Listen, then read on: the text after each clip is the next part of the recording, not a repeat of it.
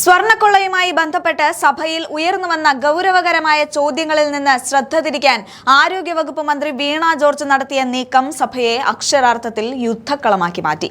ശബരിമലയിലെ സ്വർണം കക്കാൻ ഒത്താശ ചെയ്തത് CPM നിയോഗിച്ച ദേവസ്വം ബോർഡ് പ്രതിനിധികളാണെന്ന സത്യം മറച്ചുവെക്കാനാണ് കോൺഗ്രസിന്റെ മുതിർന്ന നേതാവ് സോണിയാഗാന്ധിയുടെ പേര് മന്ത്രി അനാവശ്യമായി സഭയിൽ വലിച്ചെടുത്തത്. ശബരിമല സ്വർണ്ണക്കൊള്ള കേസിൽ ഹൈക്കോടതിയിൽ നിന്ന് ഉൾപ്പെടെ കടുത്ത പരാമർശങ്ങൾ നേരിട്ട് നിൽക്കുന്ന LDF സർക്കാർ നിയമസഭയിൽ ആകെ നാണം കെട്ടി നിൽക്കുന്ന വേളയിലാണ് വീണ ജോർജ് രക്ഷക വേഷത്തിലെത്തിയത്. കേസിൽ ഉണ്ണികൃഷ്ണൻ പോറ്റി എന്ന ഒന്നാം പ്രതിക്ക് ശബരിമലയിൽ വഴിവിട്ട സഹായങ്ങൾ നൽകിയത് CPM നേതാക്കളാണെന്നത് പകൽ പോലെ വ്യക്തമാണ്. എന്നാൽ ഈ വസ്തുതകളെ നേരിടാൻ ധൈര്യമില്ലാത്ത മന്ത്രി സോണിയാഗാന്ധി ഉണ്ണികൃഷ്ണൻ പോറ്റിയെ കണ്ടു എന്ന പച്ചക്കള്ളം സഭയ്ക്കുള്ളിൽ വിളിച്ചു പറഞ്ഞ് പ്രതിപക്ഷത്തെ പ്രകോപിപ്പിക്കുകയായിരുന്നു. മന്ത്രിയുടെ പ്രസംഗം തുടങ്ങിയതോടെ തന്നെ UDF ബെഞ്ചുകളിൽ നിന്ന് കടുത്ത പ്രതിഷേധമുയർന്നു. സോണിയാഗാന്ധിയെ പോലുള്ള സമുന്നത നേതാവിനെ ഒരു തെളിവുമില്ലാതെ അഴിമതി കേസിലേക്ക് വലിച്ചിഴച്ചതിനെതിരെ കോൺഗ്രസ് MLA-മാർ മന്ത്രിക്ക് നേരെ പാഞ്ഞെടുത്തു. സഭയുടെ നടുത്തളത്തിലിറങ്ങിയ പ്രതിപക്ഷം മുദ്രാവാക്യം വിളികളാൽ സഭയെ പ്രകമ്പനം കൊള്ളിച്ചു. അടിയന്തര പ്രമേയങ്ങൾ ചർച്ച ചെയ്യേണ്ട സഭയെ പച്ചക്കള്ളങ്ങൾ പറഞ്ഞ് വഴിതെറ്റിക്കാനുള്ള മന്ത്രിയുടെ നീക്കം അംഗീകരിക്കില്ലെന്ന് പ്രതിപക്ഷ നേതാവ് VD സതീശനും ആഞ്ഞടിച്ചു. ശബരിമലയിൽ പ്രതിഷ്ഠയ്ക്കും സ്വർണത്തിനും സംരക്ഷണം നൽകേണ്ടവർ തന്നെ കൊള്ളയ്ക്ക് കൂട്ടുനിന്നു എന്ന് ഹൈക്കോടതി അടിവരയിട്ട് പറഞ്ഞ കാര്യമാണ്. CPM നിയോഗിച്ച ദേവസ്വം പ്രതിനിധികൾ ഈ പാപകർമ്മത്തിൽ നേരിട്ട് പങ്കാളികളായിട്ടും മന്ത്രിമാർ ഇപ്പോഴും സോണിയാഗാന്ധിയുടെ പേര് പറഞ്ഞ് നിലവിളിക്കുന്നത് എന്തിനാണ്? സ്വന്തം പാളയത്തിലെ കള്ളന്മാരെ സംരക്ഷിക്കാൻ ദേശീയ നേതാക്കളെ ആക്ഷേപിക്കുന്നത് രാഷ്ട്രീയ മര്യാദയല്ല എന്ന് സഭയിൽ UDF ഓർമ്മിപ്പിച്ചു. അതുപോലെ പ്രതിപക്ഷ പ്രതിഷേധം ശക്തമായതോടെ സഭാ നടപടികൾ പൂർത്തിയാക്കാൻ കഴിയാത്ത സാഹചര്യവും ഉണ്ടായി. ഒരു നോട്ടീസും നൽകാതെ സഭ സ്തംഭിപ്പിക്കുന്നു എന്ന് ഭരണപക്ഷം ആരോപിക്കുന്നുണ്ടെങ്കിലും വ്യാജ ആരോപണങ്ങളുമായി സഭയെ അപമാനിക്കുന്ന മന്ത്രിയുടെ നടപടിയാണ് എല്ലാത്തിനും കാരണമായത്. ഒടുവിൽ സഭ നിർത്തിവെച്ച് മുഖ്യമന്ത്രി ഉൾപ്പെടെയുള്ളവർ പിന്മാറേണ്ടി വന്നു.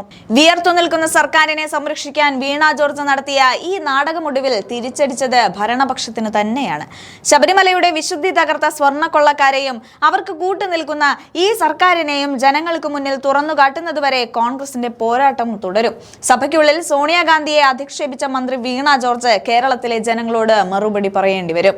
എന്തായാലും വീണയുടെ പ്രസംഗത്തിന്റെയും UDF പ്രതിഷേധത്തിന്റെയും വീഡിയോ ചേർക്കുന്നുണ്ട്, കണ്ടു നോക്കാം.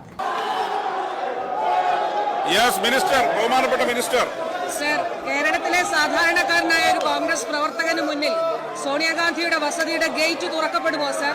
കേരളത്തിലെ സാധാരണക്കാരനായ ഒരു കോൺഗ്രസ് പ്രവർത്തകനോ സർ സോണിയാഗാന്ധിയുടെ വസതിക്കുള്ളിലേക്ക് പ്രവേശനമുണ്ടോ സർ? ആരാണ് സാർ പോറ്റിയെ സോണിയാഗാന്ധിയുടെ വീട്ടിൽ കയറ്റിയത്? എന്തുദ്ദേശത്തിലാണ് സാർ അവിടെ കയറ്റിയത്? ആരാണ് അവിടേക്ക് കൊണ്ടുപോയത് സാർ? കേരളത്തിലെ സാധാരണക്കാരായ കോൺഗ്രസ് പ്രവർത്തകർക്ക് സാധിക്കാത്ത കാര്യം എങ്ങനെ പോറ്റിക്ക് സോണിയാഗാന്ധിയുടെ വീട്ടിൽ സാധിച്ചു സാർ? ഈ ഉത്തരങ്ങൾ ഇത് ചർച്ച ചെയ്യാതെ വാസ്തവത്തിൽ കേരളത്തിലെ പ്രതിപക്ഷം ഒളിച്ചോടുകയാണ് ചെയ്തത്. അടിയന്തര പ്രമേയത്തിലൂടെ ഈ വിഷയം കൊണ്ടുവരാൻ അവർക്ക് അവകാശമുണ്ടായിരുന്നല്ലോ സാർ. അവർക്കിത് ഉന്നയിക്കാമായിരുന്നല്ലോ സാർ. എന്തുകൊണ്ടാണ് അവർ ഉന്നയിക്കാത്തത്? അപ്പൊ അവർ ഒളിച്ചോടുകയാണ് സാർ. അവർ കുറ്റം ചെയ്തിരിക്കുന്നു, അവർ കളവ് ചെയ്തിരിക്കുന്നു സാർ. അവർ ഒളിച്ചോടുകയാണ്. ഇത് കേരളം കാണട്ടെ സാർ. ജനാധിപത്യ മര്യാദ അനുസരിച്ച് കേരളം കാണുന്നതിനും അറിയുന്നതിനും ഇക്കാര്യം ഈ നിയമസഭയിൽ ചർച്ച ചെയ്യാമായിരുന്നല്ലോ സാർ. അവരുടെ ഒളിച്ചോട്ടമാണ്.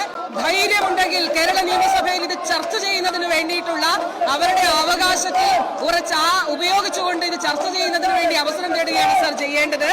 ഇവിടെ ബഹുമാനപ്പെട്ട MLA ഉന്നയിച്ച വിഷയത്തിൽ സർ 10ാം മാസത്തിലാണ്, ഒക്ടോബർ മാസത്തിലാണ് ചർച്ച നടന്നത്. 20ാം തീയതി ഇതിന്റെ അന്നത്തെ ചർച്ചയിൽ നമ്മൾ ആവശ്യപ്പെട്ടിരുന്ന ഒരു പ്രപ്പോസൽ നൽകണമെന്ന്. ഇന്നലെയുടെ തലേന്ന് ആ പ്രപ്പോസൽ ഗവൺമെന്റിൽ എത്തിയിട്ടുണ്ട് സർ. ഏതാനും ദിവസങ്ങൾക്കുള്ളിൽ അത് ഗവൺമെന്റ് ഓർഡറായി തന്നെ Shri P. Ubaidulla not in the seat. Order report സമർപ്പണം. ശ്രീ പ്രമോദ് നാരായൺ അനൌദ്യോഗിക ബില്ലുകളും പ്രമേയങ്ങളും സംബന്ധിച്ച കമ്മിറ്റിയുടെ ചെയർപേഴ്സണെ പ്രമോദ് നാരായണന് കമ്മിറ്റിയുടെ 19ാം റിപ്പോർട്ട് അവതരിപ്പിക്കാം. സർ, അനൌദ്യോഗിക ബില്ലുകളും പ്രമേയങ്ങളും സംബന്ധിച്ച സമിതിയുടെ അധ്യക്ഷനായ ഞാൻ സമിതിയുടെ 19ാമത് റിപ്പോർട്ട് സമർപ്പിക്കുന്നു. ഓർഡർ. ഗവർണറുടെ പ്രസംഗത്തിന് നന്ദി രേഖപ്പെടുത്തുന്ന ഉപക്ഷേപത്തിന്മേലുള്ള ചർച്ച. ശ്രീ TP രാമകൃഷ്ണൻ 2026 ജനുവരി 20-ന് ബഹുമാനപ്പെട്ട ഗവർണർ നിയമസഭാംഗങ്ങളുടെ ചെയ്ത പ്രസംഗത്തിന് നിയമസഭാംഗങ്ങളെ ബഹുമാനപ്പെട്ട ഗവർണർക്ക് നന്ദി രേഖപ്പെടുത്തുമെന്ന് ഉപക്ഷേപം അവതരിപ്പിക്കാവുന്നതാണ്. 2026 ജനുവരി 20-ന് ബഹുമാനപ്പെട്ട ഗവർണർ നിയമസഭകളോട് ചെയ്ത പ്രസംഗത്തിന് നിയമസഭാംഗങ്ങൾ ബഹുമാനപ്പെട്ട ഗവർണർക്ക് നന്ദി രേഖപ്പെടുത്തുന്നു എന്ന ഉപക്ഷേപം ഞാൻ അവതരിപ്പിക്കുന്നു. അദ്ദേഹം പറയണ്ട. ഉപക്ഷേപം അവതരിപ്പിച്ചു. യെസ്, നന്ദി രേഖപ്പെടുന്ന ഉപക്ഷേപത്തെ പിന്താങ്ങേണ്ടതാണ്. നന്ദി രേഖപ്പെടുന്ന ഉപക്ഷേപത്തിന് ഭേദഗതി നോട്ടീസ് നൽകിയിട്ടുള്ള അംഗങ്ങൾ സീറ്റിലില്ല. അത് ഭേദഗതി എല്ലാം തള്ളിയിരിക്കുന്നു.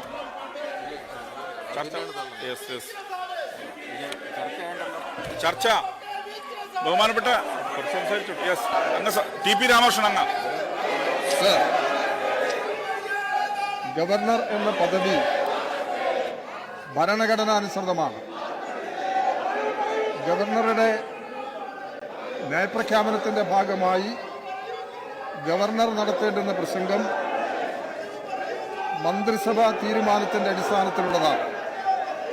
ഈ ഭരണഘടനാപരമായ തത്വങ്ങൾ ലംഘിച്ചുകൊണ്ടാണ് ബഹുമാനപ്പെട്ട ഗവർണർ ഇവിടെ പ്രസംഗം അവതരിപ്പിച്ചത്. ഈ സന്ദർഭത്തിൽ ഭരണഘടനാ മൂല്യങ്ങളും ജനാധിപത്യവും സംരക്ഷിക്കുന്നതിന് വേണ്ടി കേരളത്തിലെ ഗവൺമെന്റ് സ്വീകരിച്ച നടപടി മാതൃകാപരമാണ്. ഈ നിലപാട് ഉയർത്തിപ്പിടിച്ച ബഹുമാനപ്പെട്ട മുഖ്യമന്ത്രിയെ ഞാൻ പ്രത്യേകമായി അഭിനന്ദിക്കുന്നു. ഒന്നിനു പുറകെ ഒന്നായി ഉയർന്നു വന്ന വൻ പ്രതിസന്ധികളെ അസാധാരണമായ ചങ്കൂറ്റത്തോടെ മറികടന്ന് അതിജീവനത്തിന്റെയും പുനഃസൃഷ്ടിയുടെയും ചരിത്രം രചിച്ചാണ് LDF സർക്കാർ തുടർച്ചയായ 10 വർഷം പൂർത്തിയാക്കുന്നത്. സഖാ പിണറായി വിജയൻ നയിക്കുന്ന സംസ്ഥാന സർക്കാർ വിജ്ഞാനാധിഷ്ഠിത വികസന നവകേരളം സൃഷ്ടിക്കാനുള്ള ജൈത്രയാത്ര തുടരുക തന്നെ ചെയ്യും എന്നതിന്റെ പ്രഖ്യാപനമാണ് ബഹുമാനപ്പെട്ട ഗവർണറുടെ നയപ്രഖ്യാപനം. കേരളത്തിന്റെ ചരിത്രത്തിൽ ആദ്യമായാണ് ഒരു സർക്കാരിന് ജനങ്ങൾ തുടർഭരണം സമ്മാനിച്ചത്. 2016 അധികാരമേറ്റ ഒന്നാം പിണറായി സർക്കാർ മുൻ ഭരണത്തിൽ തകർന്നടിഞ്ഞു പോയ കേരളത്തെ ക്ഷേമത്തിന്റെയും വികസനത്തിന്റെയും പാതയിലേക്ക് നയിച്ചത് തിരിച്ചറിഞ്ഞ ജനങ്ങൾ അത് തുടരാൻ നൽകിയ അംഗീകാരമായിരുന്നു. ഉജ്ജ്വലമായ ആ വൻ വിജയ